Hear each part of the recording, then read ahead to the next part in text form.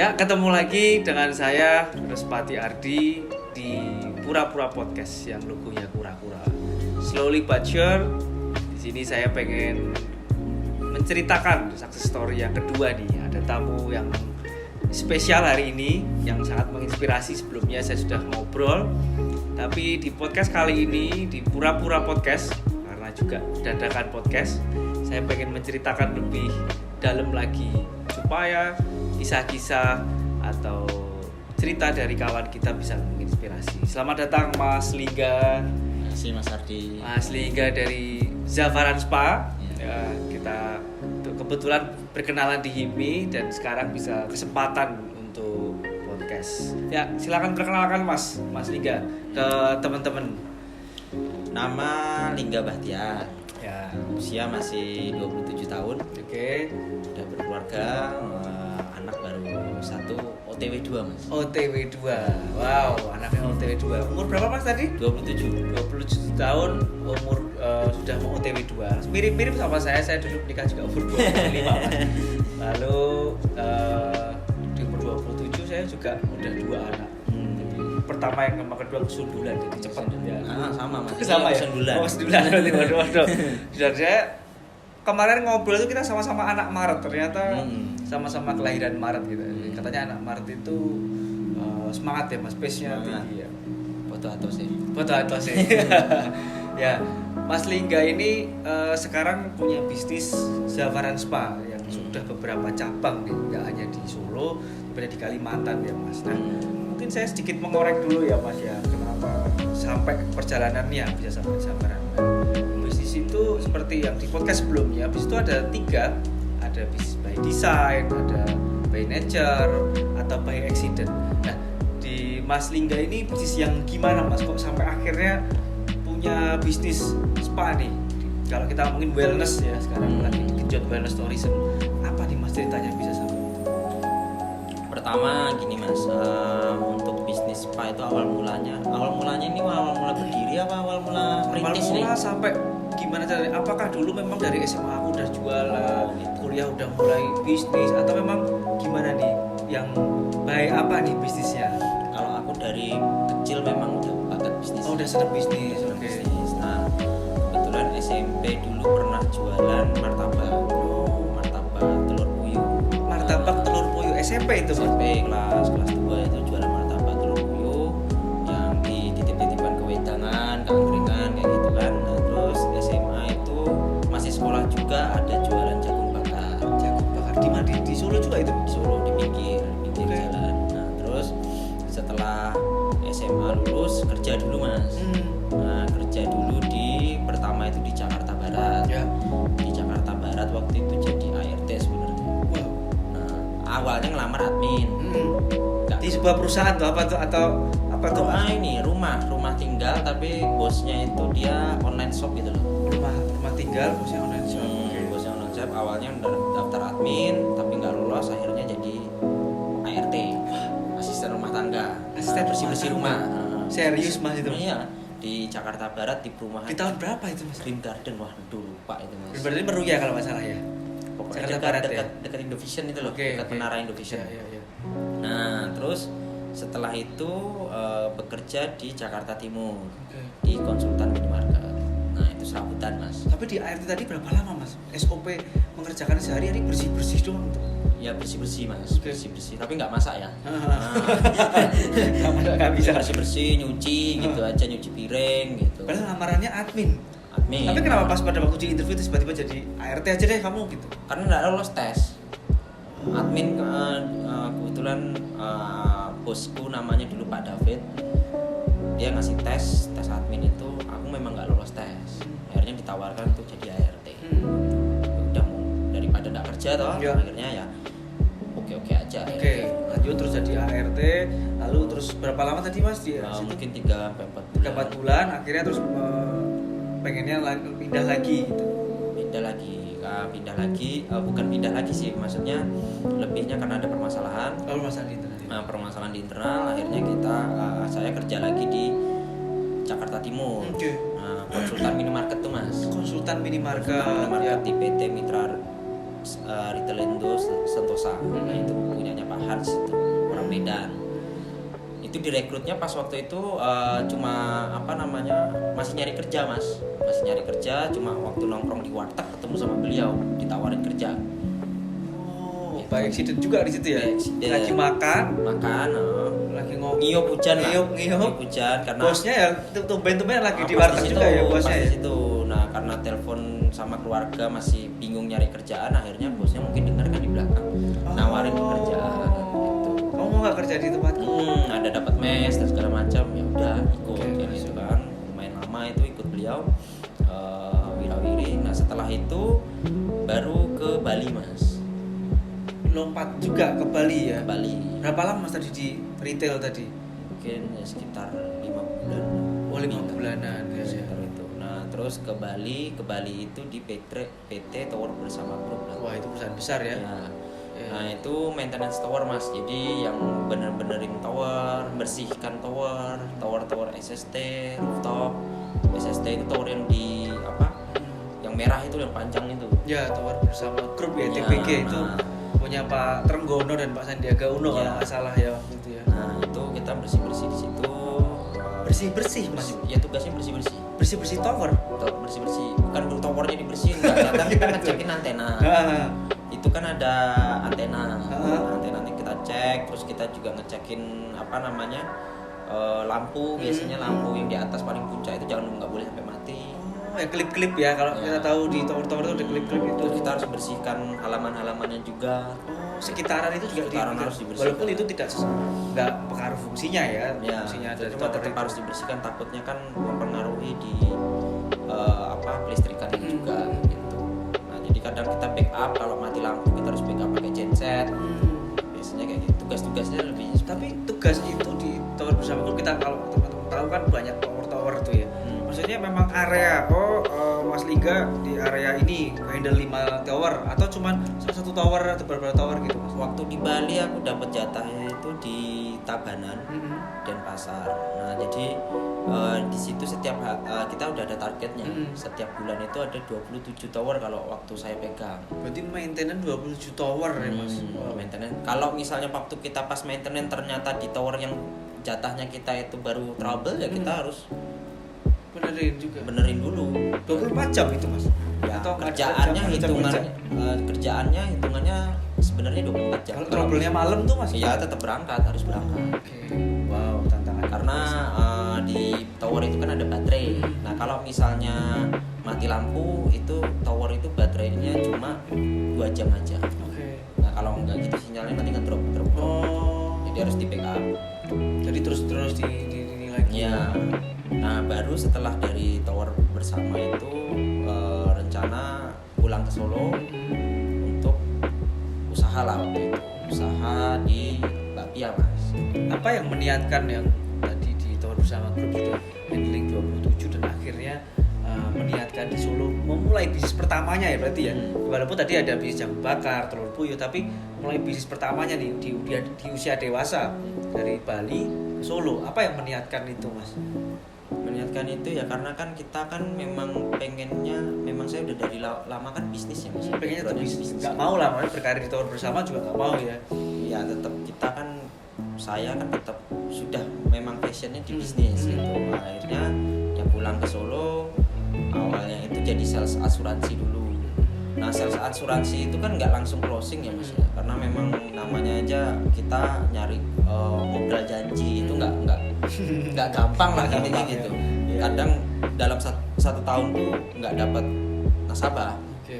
Jadi selingannya itu kita jualan bakpia. Jualan bakpia, pulang ke Solo jualan bakpia. Kenapa bakpia, Mas? Karena waktu itu modalnya kecil Mas, kan kulaannya 3.000. Oh itu enggak masak sendiri? Enggak bikin sendiri. Enggak bikin sendiri, kulaan loh guys. Kulaan 3.000 jualnya 10.000. Wih, mantap profitnya itu. Tapi door to door Mas, dari kampung ke kampung, terus bisnis kanvas lah ya kalau kerennya sekarang. Canvassing lah. Nah, itu biasanya aku startnya sama pacar yang sekarang jadi istri. Nah, itu dari jam 9 pagi sampai jam 5 sore itu kita ke kampung-kampung. Menarik ini. Berarti teman-teman juga pengen tahu gimana cari pacar yang mau diajak jualan. Nah, sekarang kan 1001 Mas, cari pacar nggak mau jualan. Ya cari pacar ya pasti pengennya enaknya. Pengen enaknya toh. Yang mau diajak susah itu kata susah, Mas ya. Galih itu. Yang mau diajak susah itu kan 1001. Apa Mas? Ini agak mundur dikit nih. Kita nggak ngomongin bisnis, ngomongin pasangan hidup loh guys. Yang mau diajak jualan gimana tuh ceritanya Mas? Jujur Mas, kalau misalnya namanya cewek itu kan kalau kita tahu background pekerjaannya kayak gini kan pasti dia kan ada tanda tanya sebenarnya gimana masa depanku dan segala macam. Tinggal si cowoknya aja sih Meyakinkan waktu itu istriku pernah tak bilang waktu itu aku bukan dari anak orang kaya, bukan dari anak orang yang berada, tapi kalau nikah nanti hidup kita nggak kayak gini. Gitu. Berani menjanjikan langsung Berani gitu. menjanjikan. Aku nanti nikah nggak kayak gini. Nggak kayak gini gitu. Kalau kamu tinggal lihat akunya aja kayak gimana. Biasanya kan kalau cowok itu yang penting kerja keras toh, kerja keras nggak mungkin selamanya dia begitu kan gitu. Nah istriku ya mempercayai kalau kerja kerasku ini akan ada hasilnya, istilah seperti itu. Langsung dia yakin ya udahlah yuk jalan terus kan ikuti. diajak jualan Pak. Dia diajak jualan agar dia juga tahu bagaimana bisnis itu. Nah, karena nggak gampang kan gitu kan, melatih mental. Nah dari misalnya kita jualan sampai jam 5 lanjut lagi istirahat dulu. Kita pindah tempat ke alun-alun kidul Solo. Nah itu pokoknya startnya jam 7 sampai jam 10 malam karena alkit itu jam 10. Apal sih. Wedangannya di situ masih ingat namaku, sama tukang parkirnya ada beberapa yang masih ingat namaku. Sampai sekarang gitu Mas.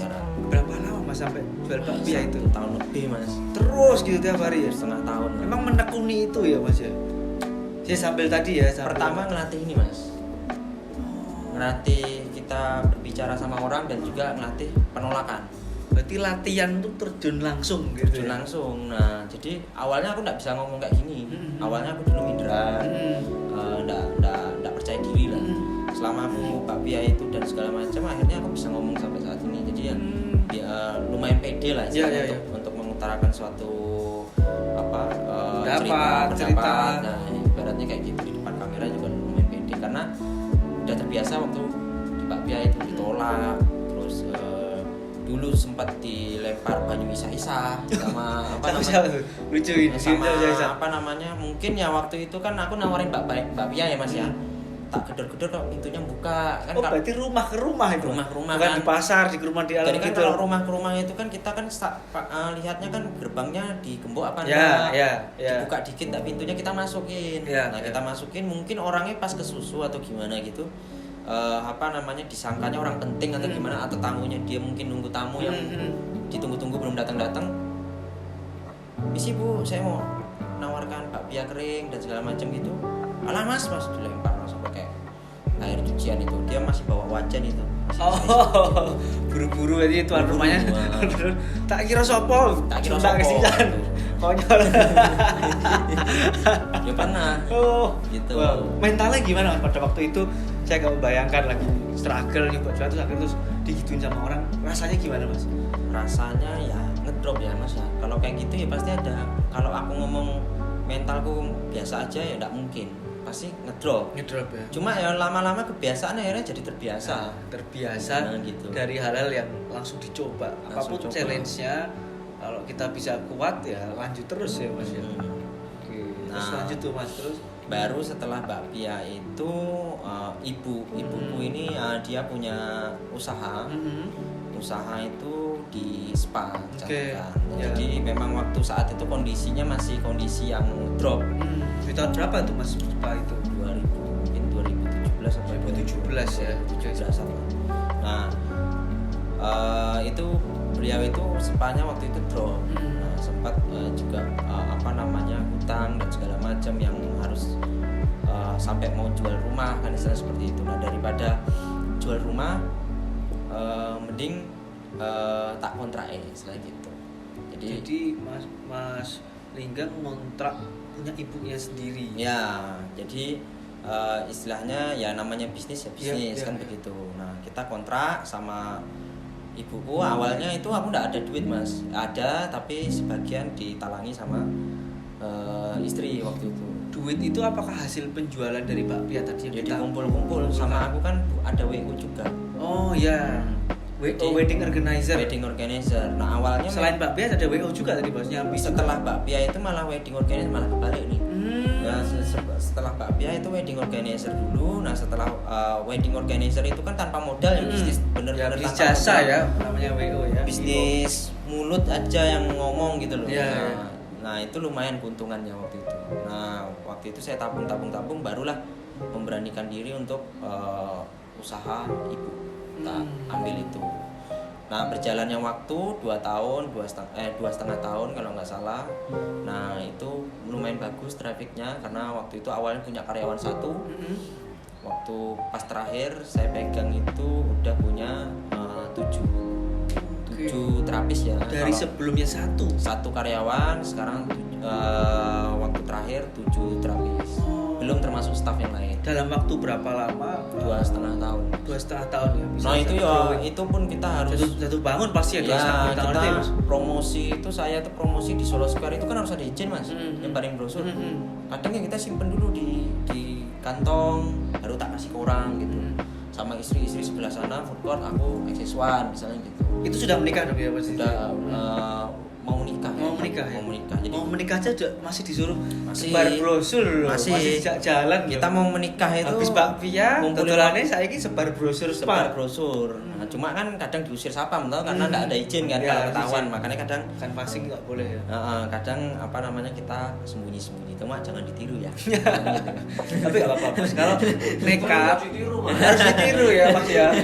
Kalau saya itu piye caranya Iya. sekarang apalagi di revolusi industri 4.0 yang serba digital ya kita harus ngeyel asalkan ya atas norma Ya. tidak melanggar norma juga gitu kan. Karena waktu itu memang belum ada modal mas, modalnya habis buat ibaratnya operasional kan. Betulin operasional ya. Betulin Nggak operasional. mungkin juga sewa iklan lah, ads lah belum ada waktu itu ya ads ya. belum ada, lebih besarnya kita lebih ke operasional kayak listrik dan segala macam, belum biaya sewa kan segala macam kayak gitu. Dari marketing tadi canvassing itu seberapa efektif Mas untuk bisnis jasa kayak spa gitu? Apakah memang Kalau yang aku- paling optimal tuh memang canvassing itu kayak ngasih brosur gitu atau memang ada yang paling optimal yang pernah dilakukan Mas Lingga apa kira-kira? Kalau aku kan passingnya bukan cuma ngasih brosur udah selesai gitu enggak mas. Jadi aku aku ngasih brosur itu sambil gak jelasin. Nah jadi Bapak mohon maaf mengganggu waktunya ini, saya dari kebugaran Solo Spa. Nah kita perawatan family Pak, perawatan family kita ada treatment dari massage, dari ini itu harganya sekian. Nah kebetulan kita ada promo Pak. Nah kalau Bapak ngajak teman juga kita dapat promo yang lebih besar lagi. Nah nanti kalau misalnya Bapak ini alamatnya di sini, kalau orang kan biasanya nyebarin brosur, ini Pak, gitu kan. Itu biasanya penyebar brosur bayaran. Tak kayak 100 nyobong di daerah kono itu cuma biasa sebar aja. dilempet-lempet Udah. masuk kantong lali kan gitu kan. Kalau aku tak jelasin dulu, akhirnya ada orang yang minta nomor kontak dan segala macam kayak gitu. Akhirnya kita mengedukasi lah istilahnya. Dari katakanlah kita ambil sampling ya. Dari 5 yang canvassing itu yang close deal berapa? Dari 10 deh. Misalnya 10 ya 1 mas. Nah, kemungkinannya kecil banget ya. Iya kalau misalnya kita apa namanya dalam sistem canvassing itu kan pasti kita makin banyak penawaran makin banyak pembeli kan. Ya enggak mungkin kita nawarin 100-nya mau kan, enggak mungkin. Pasti 100 ya anggapnya 10 gitu. Anggap aja kayak gitu. Berarti pas di canvassing itu kebawa tidur Mas, ngomong terus gitu. Maksudnya template saya dari Zavaran Spa dan lain-lain ini menawarkan ini gitu Mas. Iya, jadi Istri pun dilatih dong pasti ya. Kalau istri itu memang udah jagonya dia Malah ngomong kayak jagonya. gitu. Karena dia dulu mantan SPG rokok. Nah, jadi dia untuk ngomong itu malah lebih jago istriku. Nah, iya. gitu. Kalau aku masih kadang tepletot lah. Kalau istriku lancar dia. Nah, dari segi itu kan kita berjalan tuh spanya berjalan dalam 2,5 tahun. Nah, setelah 2,5 tahun itu mungkin Tuhan ngasih cobaan waktu itu, ada permasalahan keluarga ya Mas ya. Nah, nggak bisa tak frontalkan. Nah, jadi di situ sempat bikin aku down karena aku juga habis waktu itu masih habis nikah. Tabungan kan nikah kan tersorot habis pasti tersorot ya. habis Biaya apalagi. biaya nikah kan. Nah, di situ dapat cobaan itu sempat ngedrop, nggak mau jadi pengusaha itu sempat karena waktu itu benar-benar rasanya itu nggak karuan lah waktu itu Mas. Nah jadi ya, tapi ya alhamdulillah ya dari support istri, dari support teman juga menyemangati untuk ayo bisa kan, ibaratnya kan teman-teman tahu kalau aku ini memang orangnya dulu memang gila kerja gitu. Nah terus dari situlah aku mulai lagi. Pertama itu mobil tak gadekan gitu. Berarti udah 2,5 tahun tadi dari canvassing sampai sebagaimana perjuangannya. Di 2,5 tahun harus bikin usaha lagi. Dari nol lagi mulai lagi sampai menggadekan ya. Nah, membuka nama yang baru. Bukan nama baru Ya. Oh, berarti dulu belum Bukan, Zavaran dulu ya? namanya Kebugaran Solo. Oh, Kebugaran Solo. Oke. Nah, Sekarang terus Zavaran. Sekarang tak kasih nama Zavaran Beauty Spa. Nah, Zavaran itu apa? Zavaran itu kita ambil dari Zafron lah. Nah, Zafron itu kan bunga surga Ya, kan kayak gitu kan. Nah, jadi lebih ke Indonesia Indonesianya. kan. Nah, jadi Bahasa serapan nih nah, ceritanya. Zavaran, Bahasa gitu. Zavaran. Kalau orang Arab manggil Zafaron. Oh, gitu. bahasa Arab Zavaron. Oke. Nah, terus apa namanya? Itu tak kasih buat nama anak. Oh, sekarang nama anak pertama siapa Mas nama lengkapnya? Naisa Zafara Bahtiar. Oh, Bahtiar nama Nanti Mas Liga Bahtiar ya dari nama bapaknya ya. Yang cowok juga gitu, nanti ada Zafaranya juga. Oh. Karena apa Mas? Karena aku bikin usaha ini semua untuk keluarga gitu. Jadi nanti buat intinya aku bikin bisnis ini bukan hanya untuk setahun 2 tahun, tapi bikin kerajaan bisnis untuk tak turun-temurunkan untuk istri dan anak-anak nanti Selamanya. Berarti kalau sudah memakai nama bisnis, nama usaha menggunakan nama anak, pasti akan menjaga betul nama baik dari Oh iya Mas, Zavaran. Jadi mungkin nggak main-main nih Mas ya, karena nama anaknya nama Zavaran. Kalau Zavaran, mohon maaf, ada negatif pasti juga bawa ke keluarga. Jadi kita Mas Liga ini mempertaruhkan loh sebenarnya mempertaruhkan nama baik. Nama baik. Karena nama usaha jadi nama anak itu menurut saya nggak berani gitu, tapi Mas Liga berani mempertaruhkan itu. Kenapa Mas gitu? Karena gini Mas, aku pengen itu karena dari ini ya Mas ya, dari background masa laluku gitu ya. Intinya keluargaku yang sekarang harus benar-benar menikmati hasil kerjaku gitu. Jadi aku kerja ini buat anak dan istri gitu. Jadi apapun nanti hasilnya ya mereka lah yang menikmati. Oke. Gitu. Jadi ya nanti intinya anakku yang meneruskan dan segala macam. Jadi aku mikir tuh jangka panjang sih Mas. Jadi bukan jangka pendek hanya untuk keuntungan saat ini. Jadi aku keuntungan untuk cucu-cucuku nantinya. Gitu sih. Lebihnya aku pengennya Zavaran ini bisa sebesar seperti Martha Tilar atau Amin. Oke, berarti mulai dari Zavaran nih, mungkin bisa diceritakan nih ke teman-teman Zavaran Spa itu sekarang sudah berapa?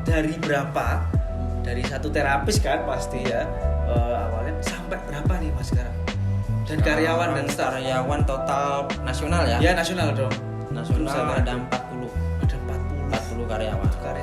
Nah, berapa outlet Mas? Ada 3 outlet yang 40 karyawan. Yang operasional ada 3 outlet, ada di Solo, Pontianak dan Balikpapan. Nanti 3 kota ya, Solo, Pontianak, Balikpapan. Nanti kedepannya ada Banjarmasin juga. Dan juga ada nanti beberapa daerah di seluruh Indonesia. Amin.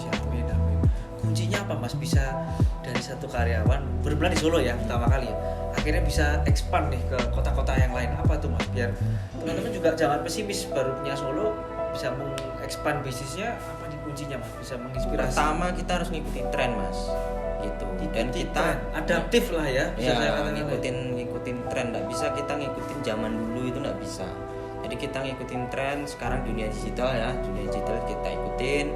Database juga harus dikelola, data customer. Nah karena customer itu itulah marketing yang paling mujarab itu kan dari customer. Nah terus yang ketiga juga komitmen waktu menjalankan sebuah bisnis itu, kalau aku dapat keuntungan itu kuputar lagi untuk mengembangkan apa yang kurang. Karena kan aku waktu buka usaha itu kan keterbatasan modal. Jadi selama sebulan sekali itu pasti ada yang kurehab-rehab untuk mempercantik Zavaran itu sendiri gitu. Nah dari segi itulah mungkin investor melihat dari Zavaran dulu dan sampai Zavaran sekarang perkembangannya seperti apa, mungkin mereka mulai tertarik untuk bekerja sama. Berarti satu dulu itu dibaikin lah ya, dibagusin supaya menjadi portofolio untuk di otot-otot yang lain. Nah baru kita buka cabang itu di Pontianak, Kalimantan Barat. Pontianak itu cabang kedua ya Mas, langsung cabang kedua. Langsung investornya langsung dari sana nih ya. Investornya ya waktu itu kan memang aku buka Zavaran itu keterbatasan investor ya. Nah karena memang waktu itu sebelum masalah itu juga memang udah ada kebugaran Solo dan namanya satu Green Spa. Nah itu juga di Pontianak, akhirnya aku juga memutuskan untuk buka juga yang di Pontianak. buka juga Buka di Pontianak. Akhirnya ya alhamdulillah sekarang Zafaran terus. Dari pengalaman ke belakang nih Mas, kalau kita flashback tadi di awal video ya, dari juara Puyuh, terus kerja jadi ART di Jakarta Barat, terus di Tower gitu, apa yang ilmu yang bisa didapatkan? Pasti nggak akan sia-sia dong, kan sad story lah ya waktu itu diceritakan, tapi kira-kira apa yang bisa diambil manfaatnya dari perjalanannya sehingga Zafaran bisa punya banyak outlet sekarang? Nah, jadi gini Mas, tergantung dari pribadi kita masing-masing. Anak mungkin yang zaman sekarang ya enggak semua ya. Banyak kan orang mau nyari kerja itu milih-milih. Nah, kalau aku tuh enggak milih-milih nyari kerja, syukur dapat kerja ya itu tak jalani. Nah, dari waktu aku dapat kerja itulah itu yang yang bikin aku tuh banyak yang bisa aku ambil ilmunya. Nah, dari misalnya Pak Hans itu yang direktur PT Mitra Retail Indo Sentosa itu dia gigih banget, kerja keras banget.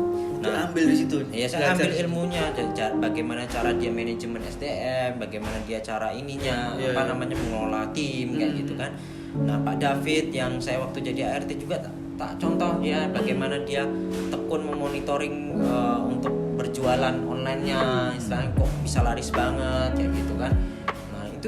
Itulah kita ambil sisi positifnya. Terkadang orang wah kerjaan ini aku malu dan segala macam. Sebenarnya itu bukan untuk menjadi hal yang malu sih, sebenarnya untuk lahan kita belajar untuk ya menggapai kesuksesan berikutnya, istilah seperti itu. Itulah yang tadi kegigihan melihat orang yang kita ikuti pada waktu itu ya, bos kita lah juga. Mungkin bos kita ada kekurangan itu pasti ada. Kelebihannya kita bisa ambil ya. Dan itu ternyata dari 10 tahun lalu bahkan ya itu bisa bermanfaat untuk bisnisnya sekarang. Iya, sangat bermanfaat sekali gitu, karena kita bisa mencontoh dari orang-orang yang memang udah dulu mulai sebelum kita kan gitu kan.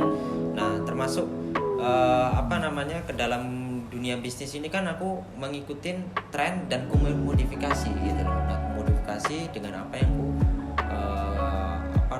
dapat yang sebelumnya kayak gitu. Dimodifikasi. Jadi kalau sekarang kita bicara Zafaran Spa sudah ada di 3 kota nih dan kita lagi ke 4 nih. Kira-kira proyek ke depan nih Mas dari Zafaran Spa sendiri itu pengennya kayak gimana sih Mas ke depan Mas?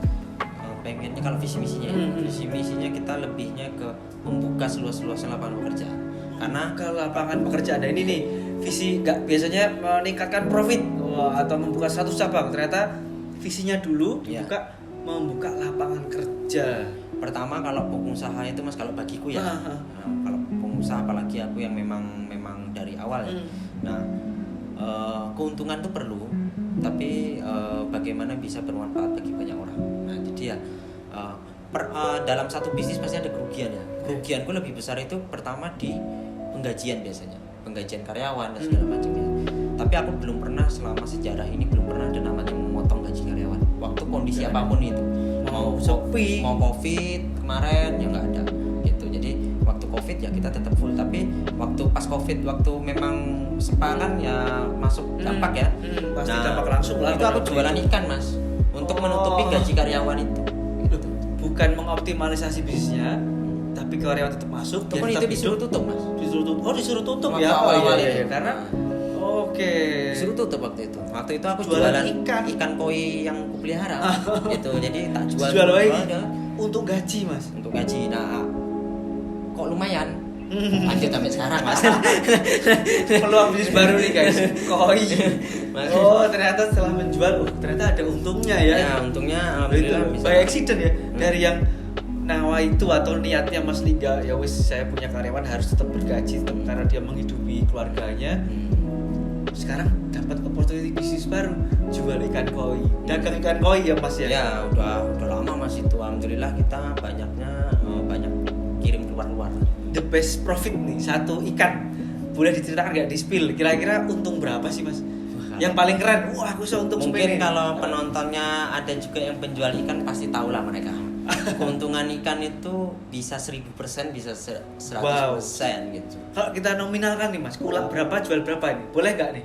Tergantung grade Mas. Oh, tergantung Gitu. grade. Misalnya kita ambil 15.000 misalnya, anggap aja misalnya 20.000 ya satu ekor. Satu ekor 20.000. Ternyata 20.000 ini satu ekornya ini kualitasnya bagus misalnya, pola warna. Kata saya pikir saya dengar cerita pH air dan lain-lain gitu ya. Ya itu juga ngaruh bentuk tubuhnya ideal dan segala macam. Itu mau dijual 200-300 bisa. Dari 20.000 Dari jadi 20.000. 200.000. Wow. Tergantung ya, pertama kita harus tahu kan coraknya dan segala macam. Sebentar, tapi dari lompatan tadi operasionalnya juga dihitung dong Mas pasti ya. Iya, tak hitung. Tetap Saya tak hitung ya. hitung. Tapi yang penting waktu awal itu aku menyelamatkan gaji dulu. Oh, Nah, jadi jadi- caranya cuan ini untuk gaji Nah, karyawan. gaji dulu yang penting mereka ya terlambat sih ya, tapi nggak tak potong. Jadi waktu itu terlambat karena memang keadaan baru bener-bener ini. gitu Tapi ya, ya, Mas. saat itu aku sambil jual ikan dan aku ngasih pengertian karyawan dan kondisinya memang baru kayak gini. Akhirnya ya itu tadi, karyawan pun mengerti. Setelah terkumpul baru aku kalau telat gaji itu Mas, nggak pernah namanya telat. Misalnya gajinya hari ini 2,5 misalnya, dilompat 2,5 besok baru dibayarkan, enggak. Jadi adanya uang sekarang 1 juta ya 1 juta tak kasih, besok 300 ya 300 tak kasih, karena orang itu kan butuh gitu. Orang itu butuh mungkin untuk bayar kos, untuk makan dan segala macam kayak gitu. Itu sih Mas. Wah, berarti ini loh teman-teman, dalam konsistensi kita berbisnis kadang kita egois ya Mas. Ya, Di bisnis kita dulu gimana, apa kepentingan kita dulu. Tapi ternyata kalau sudah dimulai diikhtiar, diniati, oke, tim saya, karyawan saya nggak boleh telat. karena kan gaji. aku bekas karyawan Mas. Jadi ya tahu persis ya Mas merasa. ya ngerti kalau misalnya gini loh, kalau misalnya katakanlah kepotong gaji itu ya ngerti rasanya gitu. Tapi kalau misalnya kita kita udah tahu merasakan hal tersebut, ya pasti kan kita tidak akan menjalani yang sama. Kejadian yang sama seperti yang dulu. Dan pasti kalau kita tepat gaji dan kita care terhadap tim kita, pasti tim kita juga akan care sama kita. Banyak kok, udah ada yang 3 tahun, ada yang 4 tahun. Oh, loyal. Turnovernya lumayan kecil nih kalau kita lihat di Mas Liga ya. Turnover karyawannya pasti kecil ya. Nah itulah, teman-teman, nggak hanya sukses bisnisnya, tapi kita juga merawat tim dari siapa yang ikut kita awal, Ya. bagaimana kontribusi ke kita seperti itu. Nah, mungkin ini sudah di penghujung nih Mas. Kira-kira nih bisa Mas Liga nih menceritakan ke teman-teman nih, kira-kira yang nonton ke depan Zafaran pengen kayak gimana Mas? Tadi kan udah membuka lapangan kerja sebanyak-banyak, tapi lebih spesifik lagi. Dan mungkin ada yang tertarik dengan kemitraan buat ke Mas Liga. Pertama, Zafaran itu sebenarnya kita membuka kemitraan ya. Jadi kemitraan dalam bentuk franchise. Dan yang kedua adalah sistem kerjasama operasional. Nah, kalau kerjasama operasional itu lebih seperti free ya. Seperti free itu bebas. Mungkin kalian yang investornya, nah boleh pakai nama Zafaran yang boleh tidak juga boleh. Menarik Nah, istilahnya seperti itu. Karena kita membantu pengusaha untuk menciptakan spa yang benar-benar sehat. Jadi bukan spa negatif ya. Jadi ini harus di underline nih. Jadi aku pengen ibarat stigma negatifnya kita hilangin dulu. Jadi aku pengen membuka orang itu jangan beranggapan spa itu negatif.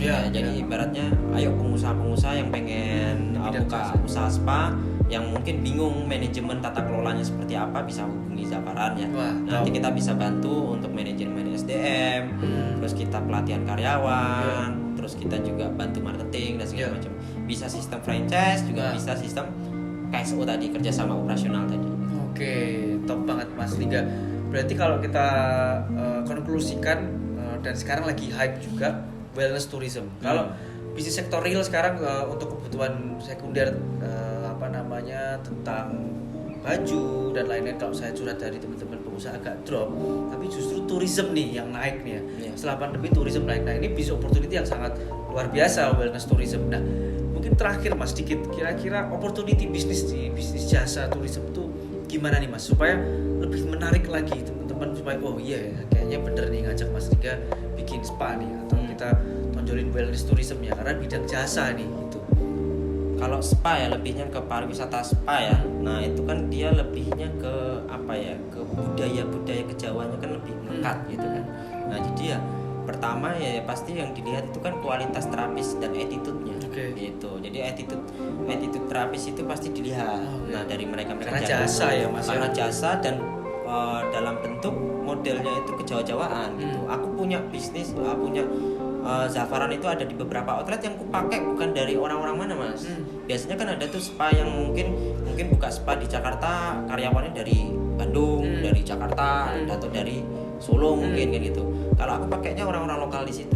Tapi ku kemas, mereka harus tahu budaya Jawa. Budaya Jawa dulu, jadi menonjolkan budaya Jawa. Nah, langsung spesifik nih Mas, target kota supaya teman-teman nonton, Mas saya di kota ini, saya pengen buka spa, langsung hubungi target kota. 3 target kota. Bali, oke. Jakarta. Terus yang ketiga mungkin Bandung. Jakarta, Bali, Bandung, 3 kota besar. Nah, bagi teman-teman yang ada di 3 kota itu, silahkan karena marketnya sangat terbuka di sana. Tadi langsung cepat banget ngomong Bali karena memang di sana ya surganya spa ya. Untuk lagi wellness tourism marketnya luar biasa, apalagi didukung sekarang pemerintah genjot terus pariwisata di kota. Tapi pusatnya tetap masih kota Solo. Kota Solo. Jadi kalau dari Solo untuk Indonesia. Jadi pendidikan spa-nya juga masih di Solo. Oh, senternya nanti. Berarti untuk pelatihan terapisnya semua di Solo. Semua di Solo. Oke. Mungkin itu Mas Lingga. Siap. Terima kasih waktunya sudah merelakan waktu untuk ngobrol-ngobrol, berbagi ilmu karena kisah inspirasi kita nggak tahu, kadang kisah kita tuh menginspirasi orang lain. Dengan begini itu menjadi amal yang baik, bukan hanya profit tapi amal kebaikan dari Mas Lingga. Terima kasih sekali Mas Lingga, semoga yang bermanfaat ya. Amin. Ya. Cukup itu teman-teman Pura-Pura Podcast dan Dadakan Podcast dengan logo kura-kura yang lucu. Kita nantikan success story atau kisah inspirasi lainnya di podcast selanjutnya. Terima kasih, selamat sore.